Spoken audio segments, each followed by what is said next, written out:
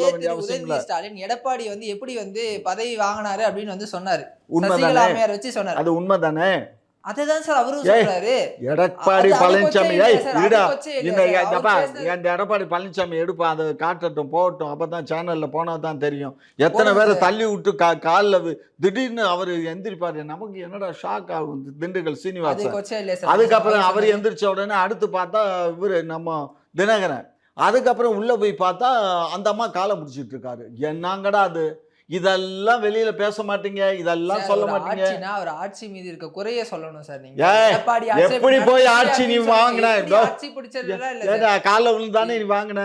காலில் பிடிச்சி தானே சார் அப்ப வாங்கின. அவர் சொல்லும்போது அது கொச்சையா இல்லையா சார்? எது கொச்சை? துணை முதல்வர் நான் சொன்னது தான் கொச்சையா சொல்றேனே இல்லையா? கொச்சை இல்ல. காலில் விழுந்தா அப்ப தானே சொல்றாரு. அப்ப அது கொச்சை இல்ல. ஆனா விஜய் அங்கிள்னு சொன்னது இங்க உங்களுக்கு கொச்சையா பாரு இருந்தது. நான் சொல்ல அநாகரிகமா அவர் தெரியுது. இங்க பாரு புரிஞ்சுட்டு பேசணும். சும்மா புரியாம பேசக்கூடாது.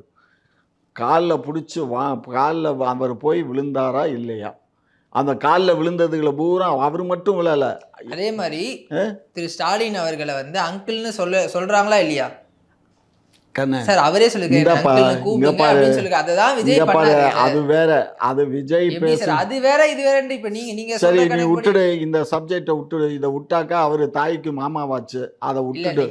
அத வந்து தவறா திருச்சி சொல்றீங்க. அவர் நீ தாடா சொன்ன தாய்க்கு மாமான்னு. அப்புறம் என்ன? அவர் வந்து என்னோட சகோதரியோட குழந்தைங்களுக்கு நான் வந்து தாய் மாமா இருப்பேன் அப்படின்றதுதான் அவர் சொல்லியிருந்தாரு. தாய்க்கு மாமாவா இருப்பாரு. கவலைப்படாத. உங்க ஸ்டாண்ட்ல இருந்து அதே சொன்னேன் எப்படி சார்? அவ்வளவுதான். அதான் உண்மை.